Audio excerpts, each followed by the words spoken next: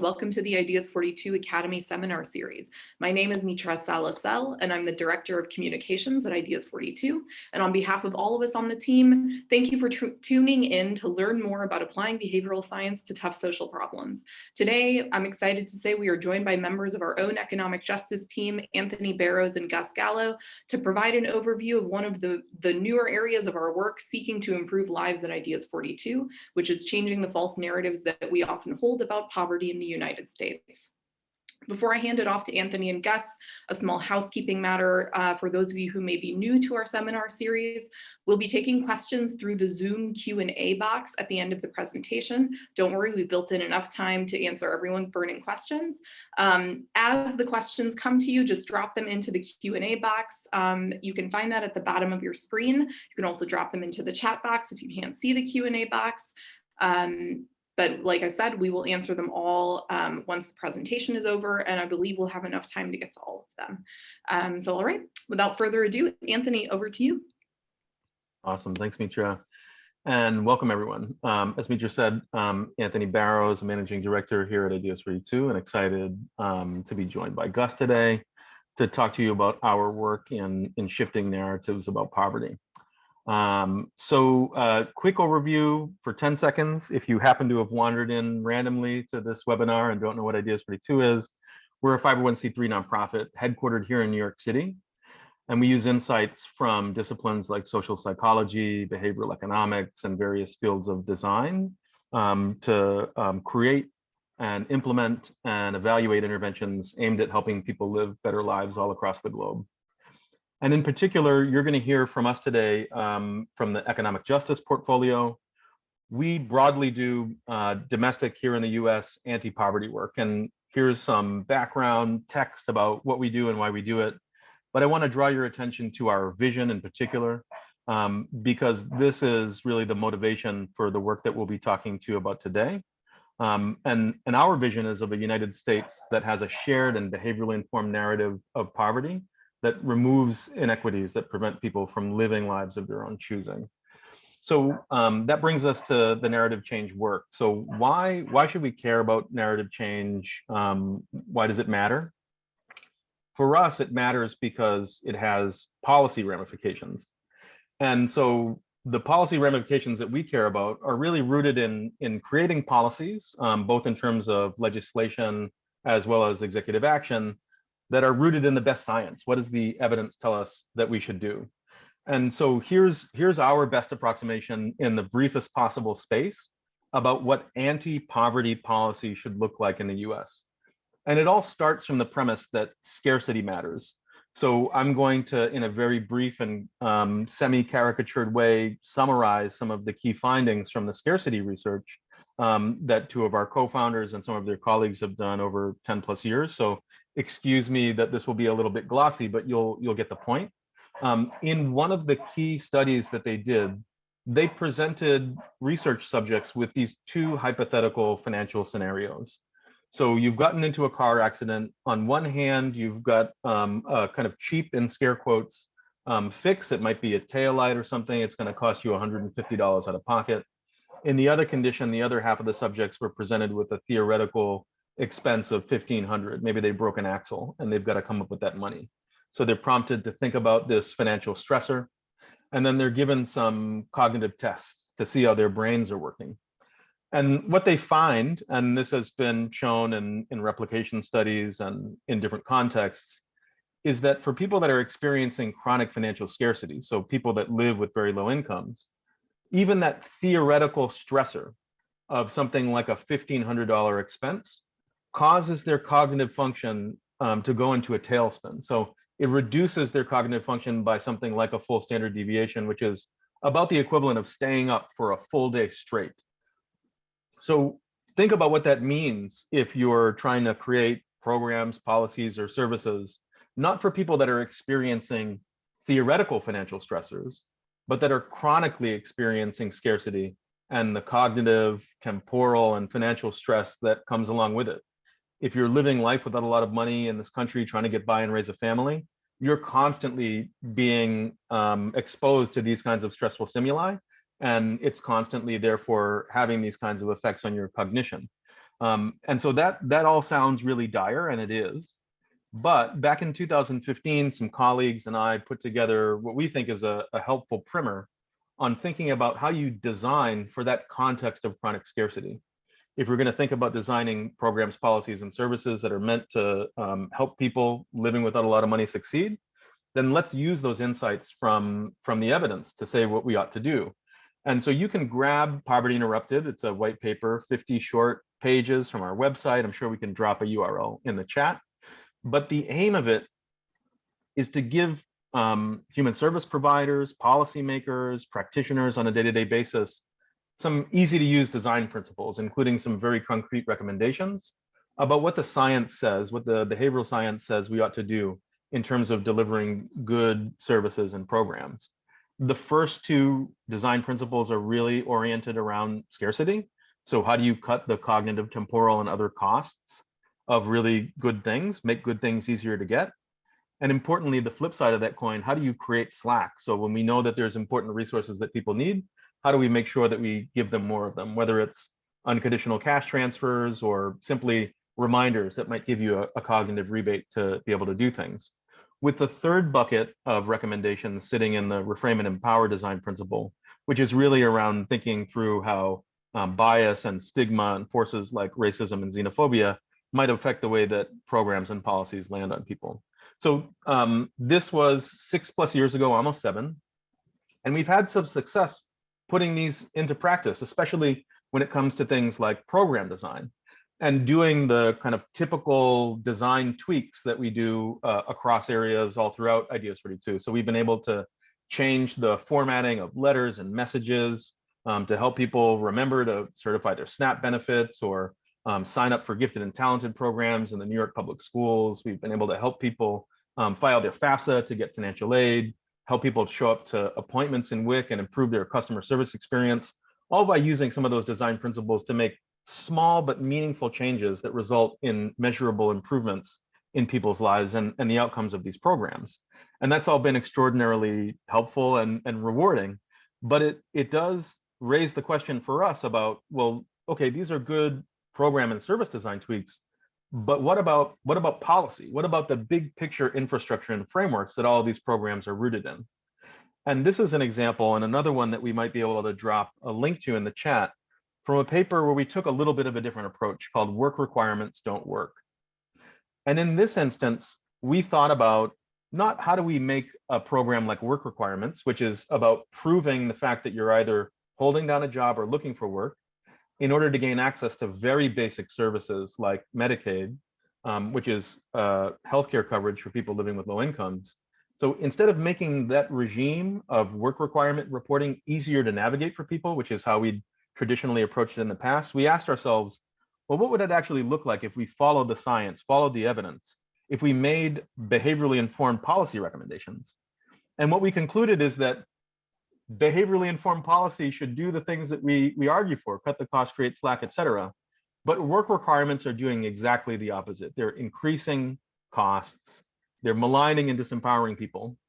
And so if we're going to do evidence-based policy, what we're going to do is not do work requirements at all, to do something completely different.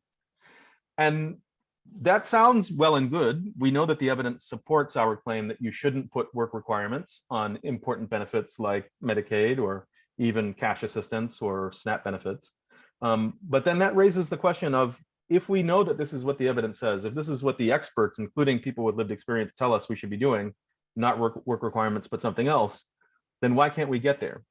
And this brings us back to the issue of narratives. And what we believe at this point is that narratives are one of the main obstacles to actually being able to secure evidence-based policies, to be able to stand up policies and programs that are rooted in what we know are best for the people that we're trying to help. So let's take a small step back and think about why and how narratives might matter. So in essence, think about narratives like this lens. It's simply a way that we use to filter the experiences around us.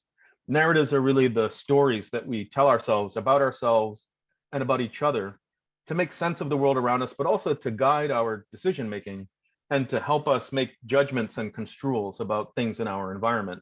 And these narratives come from all kinds of places. They come from the media, they come from our interpersonal relationships at home and at work. They come from the way other people frame things to us, including through institutions like maybe our faith traditions. And each of these places is an origin for narratives that help us explain not just why things are the way they are, but also how things ought to be in the future. And so let's think about how this manifests actually in regards to things like social policy and benefits programs. So think, for example, about a really well-known narrative that exists in the world to this day, even though it began back in the mid-70s or even earlier with former President Reagan and some of his allies, where they very successfully promulgated this idea of the so-called welfare queen. And the woman you see on your screen is Linda Taylor, who these false narratives were built around. And I guess it should go without saying, but I'll say it explicitly, that we're going to be talking about a lot of false and harmful narratives throughout this session, none of which we believe, but all of which we think are important to explain and explore if we're going to fight against them. So this notion of the welfare queen that was promulgated back in the 70s and 80s is still with us. And the heart of it says, look, there's a lot of people out there that are just trying to game the system to get over and get rich on the backs of the average American taxpayer. And this is totally false. Like if you look at the evidence and look at the rates of fraud, the best evidence that we can find says that actual rates of fraud in social benefits programs are vanishingly small. We're talking in the low single digits, 2, 3, 4%. But nonetheless, this has captured the public imagination. And what has resulted in is structures of social benefits that are built around resources being directed at gatekeeping, at making sure that no one who doesn't deserve, in scare quotes, these benefits is let into the system and being given any benefits. And this is the day-to-day experience of people that are trying to get help through things like SNAP or WIC or other benefits. They're treated as if they're someone trying to game the system, as a potential criminal who needs to be kept out and scrutinized. And so this is a very clear example of how narratives have very fundamentally affected the way that we think about and then implement social policy. So let's consider a counterfactual. What if things look different? Imagine a world where we didn't think that anyone who was coming to ask for help from a government program was in fact a potential criminal who needed to be kept at bay. What if instead we regarded people who were coming to ask for help as folks who just needed help? And we were committed to a mission of making sure that they got the help that they needed as quickly and as efficiently as possible. If we shifted that narrative, we might be able to say things like government benefits programs that are focused on access, making it easy to get things that are good, and focused on equity, making sure that we're distributing resources to the people that are in the most need.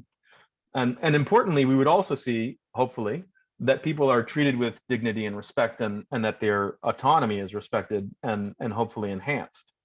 So that's the hope, that's the idea, that's the counterfactual we're aiming at.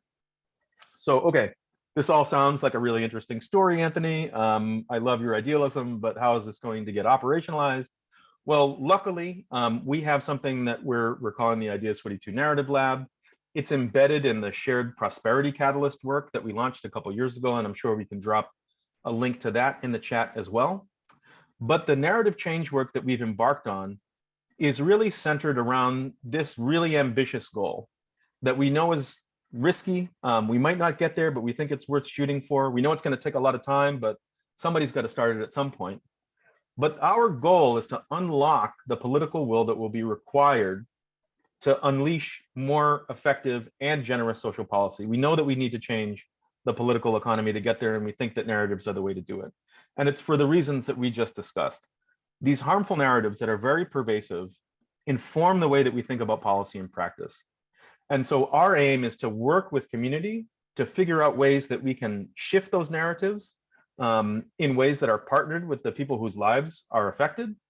And our aim will be to unlock that more generous social policy as we go forward. But critically, we want to walk in lockstep with the communities whose lives we intend to impact. So the way that this is unfolding on the ground is that we're working in 5 cities across the US. So we're in New York City, Washington, DC, Oakland in the San Francisco Bay Area, Detroit, Michigan, and Memphis, Tennessee. excuse me for one moment. And in each of those cities, we've gathered together what we're calling local narrative teams. And so these are groups of people that are from community organizations. Maybe they're organizers, they're doing human services work, or they're just out there in the community living their lives. And they are our advisors in each of these cities. And alongside that work, we're thinking about doing measurement, because it's key if we're going to make claims that narrative change is possible and that it can lead to the effects that we're after, to be able to actually say, well, what narratives exist and who holds them and how intensely, and do they shift over time? So we've got a team that's working on those measurement questions. In addition to that, the next thing that we'll be working on is actually figuring out how to do an intervention that's aimed at narrative change. And Gus will walk you through some of the ways that that will look, but importantly, we're doing that in collaboration with people from these communities whose lives are affected. And based on what we learn, and we'll see what that is exactly, our aim is to do impact evaluations to figure out whether or not things worked, and if so, how well, and to make sure that we're sharing those findings with people very broadly. So that's our theory of action. And I'm going to walk you kind of quickly through some of the things that we found so far as we've begun the work, starting with what the narratives are. So in order to figure out what narratives need to change, we first need to identify them. And here's the little journey that we took in order to get there, including doing some literature review to make sure we're not reinventing the wheel. Lots of people have thought about this stuff in the past. We also grabbed a bunch of existing data around narratives, including from important projects that the Gates Foundation funded in the past. And we worked on already existing validated tools to try to measure some of these narratives, including their pervasiveness and their intensity, and began doing some surveying ourselves that revealed a bunch of the things that are important. So I'm going to walk you through some of those now.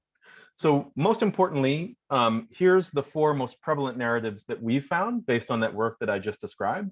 And again, these are narratives that exist. We don't endorse them. We think that they are harmful. We think that they are false, but we also think it's important to be explicit about what they are if we're going to fight against them.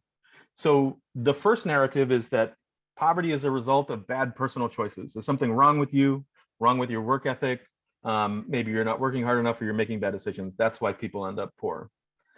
The second one is around exploitation. So that notion that there's a lot of people out there just trying to game the system for their own benefit. Not a lot of people who are asking for help actually need it. The third one, which is an interesting one and might feel different than the other 2 to you, is around meritocracy. This is the story, the narrative that we've got about the American dream, which says that, hey, if you work hard enough and do the right things, then you'll be fine. There's ample opportunity for everyone. And the last one, which is a very sticky one and also feels a little bit different than the first 2 perhaps, is around fatalism. So the notion that poverty is just a feature of the society around us, whether that's because of some natural forces or because of capitalism or whatever, but no matter what, it's not something that we can really do anything about. It's an immutable feature of our society. So these are the 4 most powerful, most resonant, most pervasive narratives that we found, and these are the ones that we think we're going to have to design around. Now, when we think about where and how these narratives manifest, we wanted to understand like how they show up. And so what we found is that in general, they're kind of like normally distributed in terms of this nationwide survey that we did, apart from the personal one, which blames people for making bad choices or being somehow faulty as individuals. So interesting finding. But we also wanted to know not just like who holds them and how strongly, but also why, where are they coming from? So as part of trying to figure out what drives the narrative, we included lots and lots of survey questions around things like, who are you? And what we found is that typical demographic things, things like income and politics certainly matter. So people with higher incomes, people who identify as male, tend to endorse these negative narratives more often. If you've got more education, if you identify as liberal or independent politically, you tend to identify less with these narratives, endorse them less. And that's interesting, probably not too much of a surprise. But what might be more surprising is that those things actually matter a lot less than things like your ideology and your worldview. In particular, issues like social dominance orientation, which is your likelihood of saying that group-based inequalities are good things in the world, is way more predictive of you having these negative and false narratives about poverty than any of that demographic stuff we just discussed. And so here's one item from the array of social dominance questions that we asked that said, an ideal society requires some groups to be on top and others to be on bottom. So that's kind of the kind of thing that social dominance orientation people that score high would agree to. And what I want to train your eye on is this curiosity over here. So 5 is strongly endorse the idea that an ideal society requires some groups to be on top and others to be on bottom. And you'll see that this blue bar, which is Democrats, is actually higher in this highest endorsement than the red bar of Republicans, which is a really important thing for us to internalize, because if what we did was typical segmentation by things like party ID in order to figure out how to target our narrative change efforts, we would fail almost by definition right off the bat with big chunks of people who are high SDO endorsers that also happen to be these blue bars in the Democratic Party. And the overall social dominance orientation construct shifted a little bit to the left in aggregate, but you find this pretty even distribution of people that identify as Democrats across the construct, leading us to believe that it's super important to focus on not just how people identify politically, but also how they identify in terms of their ideologies and worldviews. And we see that this plays out geographically. So even cities that you may think of as liberal blue bastions hold these harmful narratives, sometimes even higher than the national average. So look here at the New York City bars, which are these blue ones, and you'll see that they're front running in terms of their identification with these harmful narratives, both DC, another putatively liberal city, as well as the overall national average. Which means that, I've gotten a lot of people saying, Anthony, why are you focusing on the cities? Aren't there a lot of liberal people there that already think that it's a good idea to have general social policy? And what this evidence tells us is no. In fact, these harmful narratives are pervasive across geographies and across political ideologies. And we would be very poorly served if we did things like ignoring the urban core, just because we've got a narrative that liberal people who already endorse this stuff are heavily concentrated there.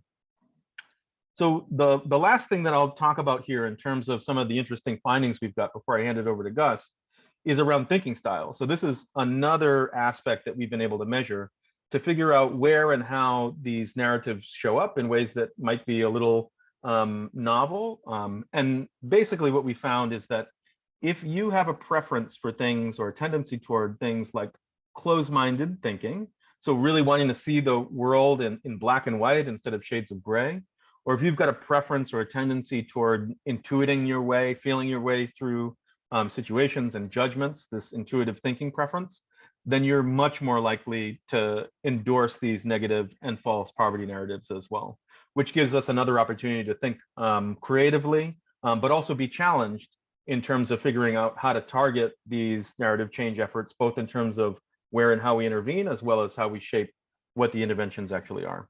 So quick summary of what we found. The traditional stuff like socio-demographic variables definitely matters when it comes to thinking about where these narratives live, but they're relatively small as compared to some of these other things that we know about, including things like worldview, which makes our design challenge and our targeting challenge more interesting, more challenging, but also potentially more fruitful. And we've also got to be mindful of the thing that we just discussed in regards to these cognitive and thinking styles. So, okay, now you've got a bunch of information about how this stuff looks in terms of what the narratives are and where they live. But I bet you're wondering, okay, well, what do we do to change it? And so I'm going to invite Gus to talk us through where we're going next in terms of how we're going to design and implement interventions. Thank you so much, Anthony. So as Anthony alluded to earlier, the ultimate goal of this is not only to understand these narratives, but to localize some of these insights into the cities that we're working in, and ultimately with the very easy task of changing these extremely historical narratives with long-term impact in the communities that we're working with partners that are invested in these areas. So you can go to the next slide, Anthony. So understanding is the very first step. You don't know what you don't know. And if you don't understand the context of the people who hold these narratives and the profiles, as well as how prevalent they are, then you're doing yourself a disservice when you try to ultimately start thinking about localizing them and also changing them.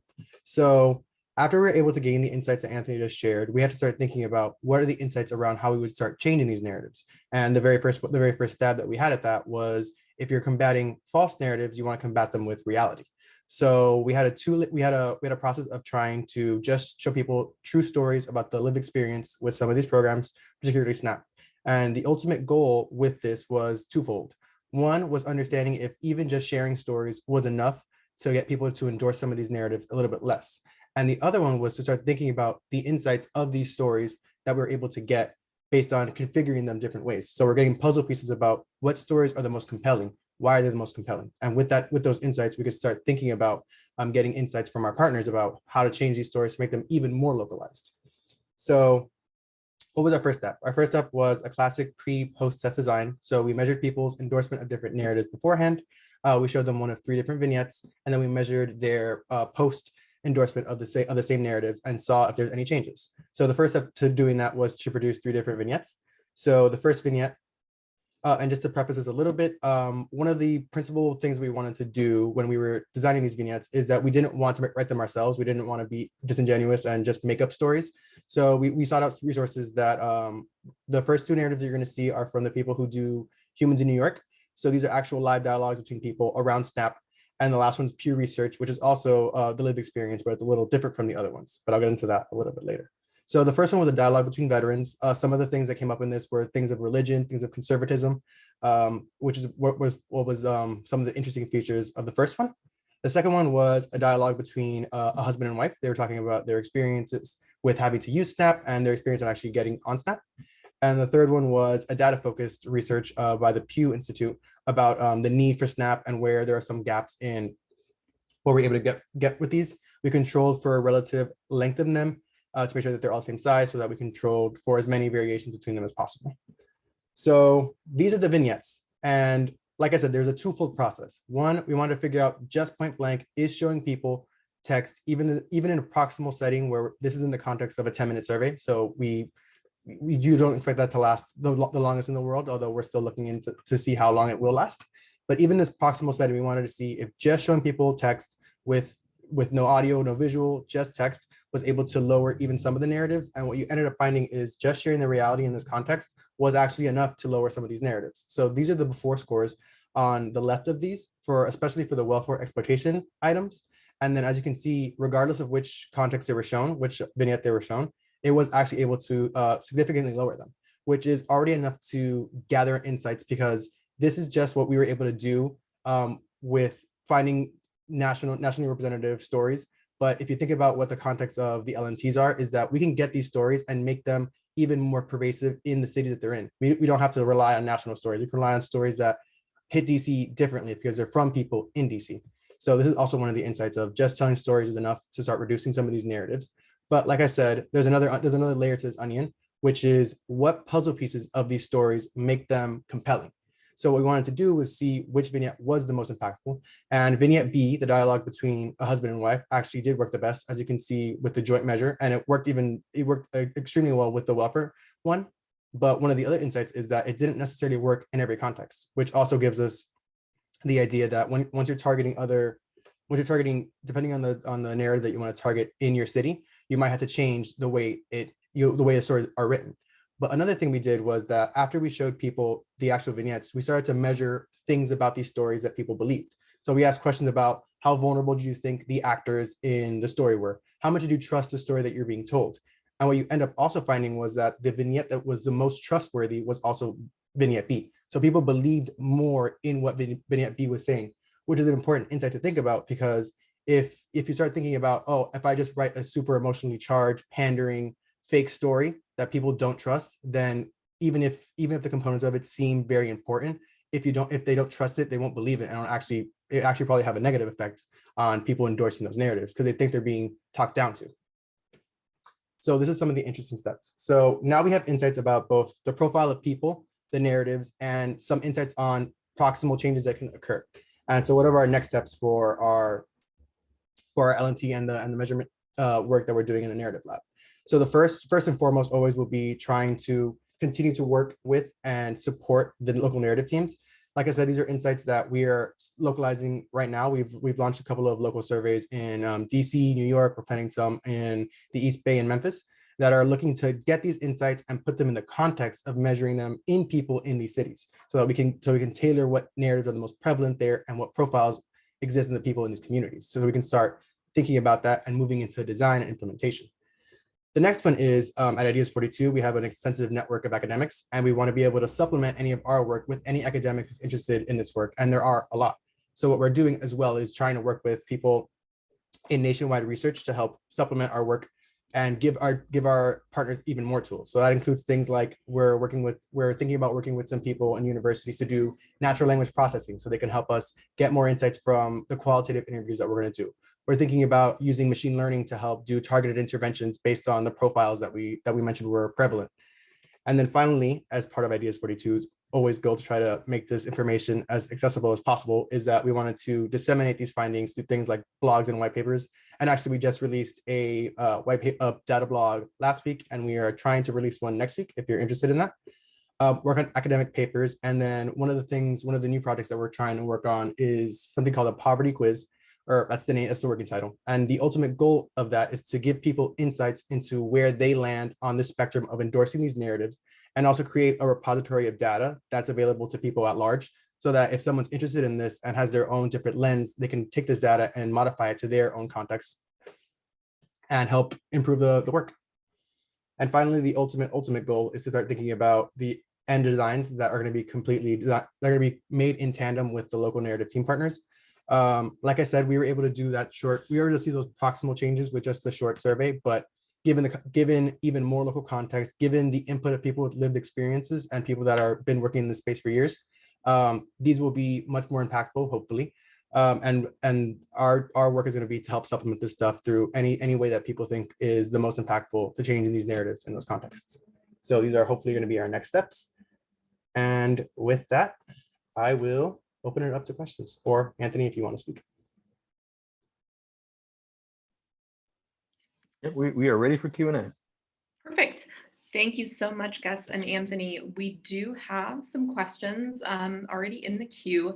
I will say as well, there are a few that have been answered by one of our other colleagues, Octavio. Some of the specifics on, I believe, a few of the graphs that were early on in the presentation, so folks can take a look at that as well. But let's get into some live questions. So the first one is from Patrick Brown. Can you say more about what urban core represents? Yeah, just cities. So, typically when people think about what amounts to, political persuasion or outreach, we're often encouraged to go to like the median voter, or to the suburbs, or swing voters in places like the rural counties, and those people are important, certainly. But the main aim of working in cities, in a literal urban core, is to not ignore the fact that these harmful narratives are pervasive across the country geographically, across racial and ethnic categories, across class categories. So, as a person who grew up poor in the inner city myself, I can tell you that this stuff, these narratives ricocheted around the projects that I grew up in Boston. So no one is immune from these things. And our hope is to figure out how to make changes in ways that are proximate to the people that are affected by this stuff. And also to think about those more typically targeted, median voters or suburban folks. But nobody really does this work in the cities as frequently. So that's really our goal, is to think about doing that work there. Great. The next question is from Sherry Wu. How are you operationalizing harmful, and by what metrics?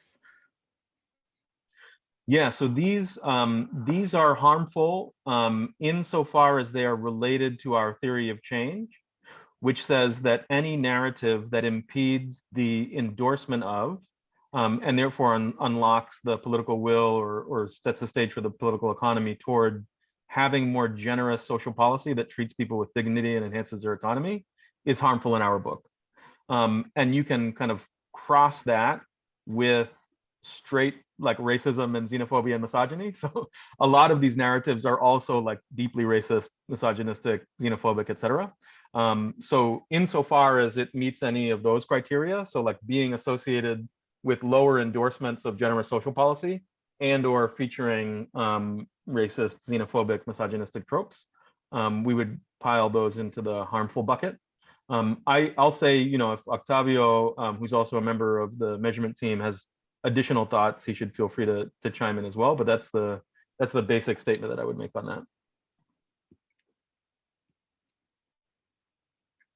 Anything to add on that before we move on, Octavio? I think that was entirely accurate. And I think I was about to answer to reply to Matt Darling, who just made a question on what the change in in welfare narratives was in a Z-score. And Matt, I believe that's about a 0.2 standard deviation change, just FYI. Great, thank you. Yeah, I'm the wrong person to ask about Z-scores, so thank you, Octavio. So are those measures that you're using to measure poverty narratives publicly available? I believe that's one of the things that we go into on our data blog, correct? That's right. Yeah. So a lot of the constructs that we're measuring are well known in political science and other disciplines, and have been used to measure and predict and think through political behavior, voting behavior, and other things like that. So not a lot is non-public. And if you were to read any of the data blogs that have been linked to, you'll certainly be able to follow the bibliography trail. Great. And for all of our attendees, Moises just dropped the link into our new data blog into the chat. Highly recommend taking a look at that. There's a lot of great resources in there. I think there's 4 or 5 different posts taking some deep dives into this on there. So we've got a question from David. Let's see, need to distill this for everyone. If you're able to change narratives, what are the behavioral outcomes you'd expect to move? Yeah, really good question. And as Gus and I were kind of alluding to throughout the presentation, this is like a real long run play. So typically when people are thinking about doing narrative-based interventions or things that feel similar to it, they're usually operating in the realm of like strategic communications and doing things like campaign-oriented messaging to do something like help a candidate win or move a pressure campaign forward. And we want to studiously avoid that stuff, not because it's not important, but because other people already do it. And we're really in this for the medium to long run game, the really, really distal stuff, because there's just fewer people concentrating on it, but we think that's where a lot of juice is for the squeeze. So what would we expect in the short run? We would expect to see things on these like self-reported surveys shifting. So for example, if we were able to grab a locally defined panel of folks in one of our target cities and administer some of these surveys, we would expect to see some of the endorsement of these narratives lessen over time. And that's interesting, but totally insufficient, right? So in the more medium run, we would expect to see behavioral changes like maybe you see a different kind of candidate running for office, and maybe their vote share changing over time. Maybe you'd see increased volunteerism around certain issues, et cetera. You might, in the very long run, actually see ballot proposals and different kinds of candidates getting elected or voted on and actualized. And we would expect in the very, very long run to see all of that adding up to actually different social policy that accords with some of those principles we discussed early in the presentation. Great, thank you, Anthony. We've got a question actually for Gus. Have internalized narratives come up as a significant factor? So that's a great question. And this is also one of the reasons it's important to highlight that if you just rely on like typical ideas of like, this is the people who would hold these narratives and these are people who wouldn't, you lose a lot of context. So we did ask a question on the actual survey on the national one and a couple on the local ones about usage. So have you or your family ever been in a situation where you needed to use, and we listed the most common social programs. And what you ended up finding was that when you make that a variable and you look at usage and how predictive it is of endorsing these poverty narratives, actually people who have experience in using social programs and in and in contexts where they also needed help and were living in situations of scarcity, it was actually more predictive than not having usage. So that's a little bit of an insight about in the data about this internalization factor of people who have been living in poverty having to internalize these things. And when we first saw that, we were like, oh, that's shocking. But if you think about it, it's not like people who live in poverty are in a bubble. They also see the news. They also have to hear these harmful narratives about them and their others, and they have to internalize them to help, almost as a coping mechanism, to ensure that they don't think this about themselves by internalizing it onto other people.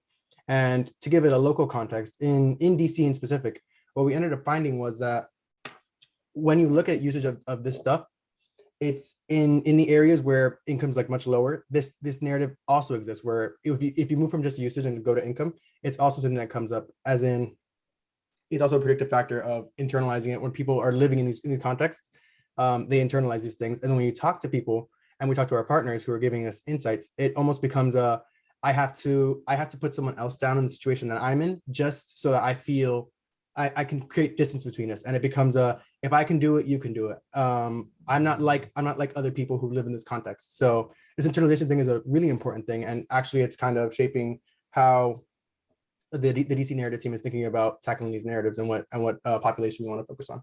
So great question. Great. So turning to something a little bit specific, this question's from Alana Brody. It looks like vignette C included statistics, for example, half of all families, and numbers, $1.40. Have you looked into the reactions to information that's framed as stats as opposed to more qualitative insights? I'll let either Octavio or Gus chime in on this one in more detail, but certainly the storytelling aspect as opposed to the statistical one is something of interest there. But Octavio, Gus, do either of you want to chime in there? Yeah, for sure. I think this is a great question, and it's sort of one of the questions that guided our first thinking about how to come up with these vignettes, because we thought maybe like Lana was saying, like showing statistics would have a different effect than just sharing a true story, right, between maybe two people who had been using Snap. And we found that actually both were similarly successful. I mean, granted, it was a small sort of pilot survey, but it suggested both the data mechanism and the showing a true story mechanism actually worked. The vignette that we found did not work as well, was also a true story, but it was between two conservative Christian farmers who were working with Snap to provide healthy foods in their cities. And people, even though it was a true story, people thought that was almost too good to be true, that we had sort of manufactured the story. So they were a little bit more skeptical of that being true, and that sort of like led to smaller effect size than the other two. But to answer Ilana's point, both the data story and the sort of true dialogue story seemed to work equally well. Great, thank you, Octavio. Okay, this is a question from Irene. Has this narrative work, especially the impact evaluation, been undertaken elsewhere? So what I'll say is that the way that we're trying to do it is fairly novel. So this notion of in a more medium to long run way, focusing on these poverty narratives in order to shift the political economy there's not like a long decades long rich literature to draw from there. And so some of the measurement questions, this is a reason that we've got a bunch of teammates working on it, like are posing novel measurement issues. So how do you think about measuring the depth of narrative in a community, in a person, and detect whether it changes over time, attribute that causally to something that you did, and then attribute all of that or say that all of that led to some other change out in the world? Super interesting research question. So a lot of the stuff that we'll do to kind of add up to that will be rooted in, of course, things that people have been thinking about and asking questions in regards to for decades. But I think this particular agglomeration of the questions is fairly novel. But I invite anyone who knows me to be wrong to chime in, because if there's stuff that we can do building on the work of others, I'd love to know it.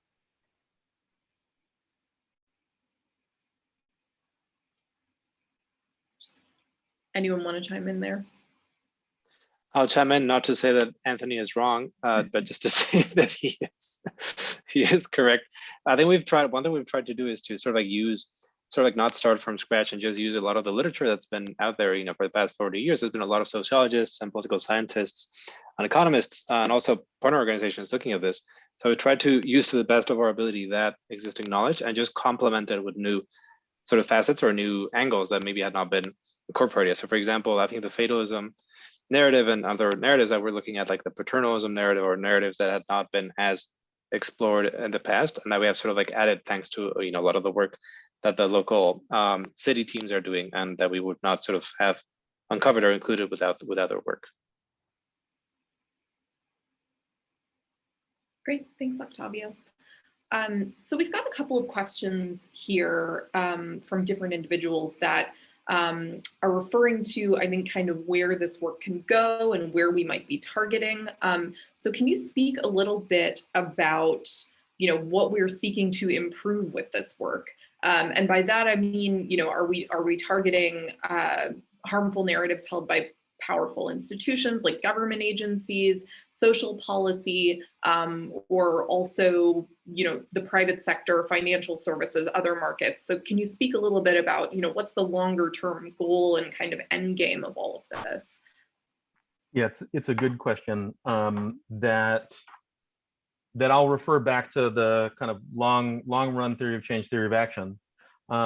If we can figure out some of this super proximate stuff that can get us, short acting, short lasting narrative change, we hope to build on that to get stuff that's longer lasting and move toward detecting not just changes in sentiments or beliefs that are self-reported, but the actual behavioral change that we hope to be associated with it, which may include changes to elected and appointed officials, and then the policies and laws that they implement, leading to better outcomes for people that rely on those programs. So we would expect, if all of that works, to see more generous social policy with fewer strings attached and people being treated with more respect, which we would then think over the course of a couple of generations would lead to higher educational attainment and better life outcomes for people that are experiencing life with low incomes. So that's like the long run stuff. How do we think about that in regards to these institutional questions? How do we think about that outside of the public sector into the private sector? I think that those are questions I'd be delighted to explore, presuming that we can have some of these interim successes. And I think what I would say is that if we're wildly successful, I would anticipate changes in all of those areas, because we would expect to see in entertainment, fewer of these really awful negative stereotype depictions of people living in poverty, with all of the racialized and gendered intersections we know to exist. We would expect to see, the private sector, more on board with people that have lived with low incomes and maybe had fewer educational opportunities, changing the way that they hire and select their staff, the way that they create service opportunities in terms of the products that they put out in the world. So I could imagine that if this works, it would have fairly wide-ranging effects. But I'll say that I'm not getting too ahead of myself, and instead I'm trying to think in that kind of short to medium run way for now. But happy to talk about that in a couple of years. Great, thank you, Anthony. So we have a question from Piyush. Have you attempted to measure which sources, for example, the media, are most responsible for perpetuating the current harmful narratives? And is it possible to change or neutralize any of these?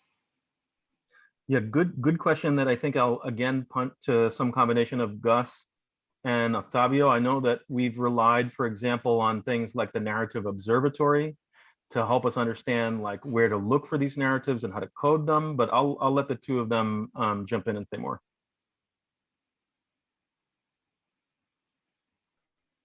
I'll just add that I think, natural sources politics, I think something that we'll cover it in a blog post that we're supposed to publish sometime next week, is that some of these narratives are more have more of a partisan cue than others. So for example, the welfare exploitation narratives, that's been much more present in the political debate. So when you see differences between Democratic respondents and Republican respondents who see like much bigger differences for that narrative than for other narratives. So I'd say like it depends. Some of these narratives are very openly, like you can draw the source to what Anthony was saying, like a lot of these come from like specific political movements or campaigns or even moments in time, or just come from like history, like the meritocracy narrative that sort of feels very intrinsic to the US throughout its entire history, whereas others may come from like more subtle cues on like a day-to-day basis or from other sources that are not as clear. So I would say that, not to be a sort of like an archetypical sort of social scientist, but I think it depends. It depends on the one hand. On the other hand, it depends on the it depends on the specific narrative, what the source is, I would say. Because I don't know if you wanted to add anything else. The only other thing I'll add is that as we're looking at local context, what we always do, we have a section explicitly about like the most popular media, like most popular way people get their media, and also the most popular media sources, so like national radio, et cetera, et cetera. But as we go into local context, what we always add is we get rid of like some more of the national ones and ask our partners for the local like radio stations, local newspapers in each state, and we also look at how that impacts different endorsement of these narratives. If people get their narrative from the Detroit Free Press versus the Washington Post, so we are always interested in looking at that. Great. We've got another question for Gus from Wendy. How can you overcome the skepticism barrier? So I like this question a lot because I think the number one thing that comes from it is, and it highlights the structure of the LNT, is that, as we mentioned earlier, the two of the components of the story that made Vignette B the most impactful was that people trusted it the most and people thought it was the most vulnerable. So those are the two things, and these are just things that we found from. It's a real story, but it's still a national story about where these people are from. And in the structure of the local narrative team, these stories are nothing but true because they come from, and the way we're thinking of eventually doing it, it comes from the experience of people who already have LNT stands for local narrative team, who partners who already have a vested interest and long history in these cities and who work with populations that live in these cities. So any story that we tell from this perspective can be nothing other than trustworthy and real. It's not like we're pandering. It's not like we're hiring actors to do anything that we want to do.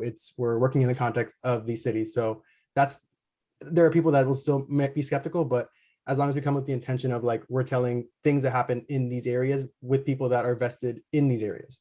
So that's the number one way we start already tackling skepticism, is in the structure of how we're getting to the stories. Just to add to what Gus was saying, I think one thing that we sort of have uncovered is that, people, like, as opposed to sort of like the stereotype of like, oh, like everyone has like very fixed views about everything. No, like people, if you show them new information, they actually update their views and their beliefs. So one thing we've sort of found in the survey is that if you ask people, how persuasive do you think this story is, and how insightful or how truthful the narrators are, that sort of highly correlates with the change you see afterwards in their own, narrative scores. So people are pretty good at sort of predicting how some text is going to update their own beliefs, which I think is good because, it means that if you present people with new information, they'll actually, most of the time, they'll actually change their views as long as they think the sort of people telling the story are honest and are real people who are sharing true facts. Great, thank you both. Another question from David.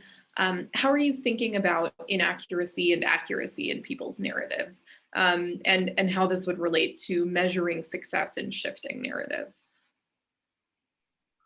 Really good question, David. And we miss you, man. Come back. I don't think that I've got an answer for this one, but it is something that we can and will consider. I think that we would expect, if we're successful in our narrative change efforts, to see people's views line up better with reality, like lining up better with the idea that there aren't a lot of people just trying to game the system. But I'll put that in queue, Gus and Octavio and the rest of the team that happens to be on, for us to chat about in future meetings as we think about this work going forward. Great. So we've got time for just one or two more questions. I'll move on to one from Dejan Grace. So far, anti-Black racism has consistently and persistently shown up in the East Bay as the main driver of harmful narratives being endorsed. Have you observed similar findings in the other cities where we have local narrative teams or at large? And if so, how does anti-Black racism relate to our long-term goals with this project? I believe Octavio has volunteered to take the first stab at answering this question. I think, Dejan, this is a great question. And I guess, do we have the graph in the appendix by any chance? I think, because it sort of like shows that, yeah, we do. The racial resentment, as Dejan was saying, is one of the main predictors of poverty narrative. So we didn't get to show this graph, but this is sort of the different ideological constructs on the x-axis and sort of negative narrative scores on the y-axis. And you can see that for racial resentment, there's a very, very clear positive relationship between racial resentment and to what extent you endorse these narrative views. And the same is true for right-wing authoritarianism and for SDO, which is social dominance orientation, which is something that Anthony covered.